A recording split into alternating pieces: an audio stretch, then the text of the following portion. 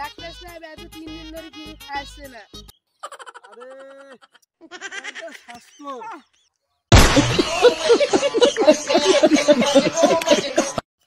স্বাস্থ্য তো খালি যাবে আর যদি খাওয়া দাওয়া ঠিক মতন করে। আমি ওষুধ লাগিয়ে দিচ্ছি, হ্যাঁ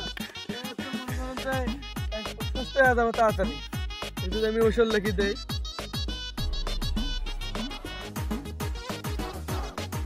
সব ঠিক আছে।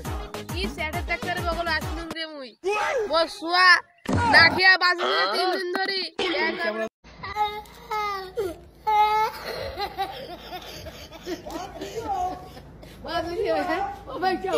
কি বালে থেকে স্যারের ডাক্তার বগলে আসলুম রে মোর 3 দিন ধরে না খেয়া হে প্রভু হে হরি রাম কৃষ্ণ জগন্নাথ প্রেমানন্দ স্যারের ডাক্তার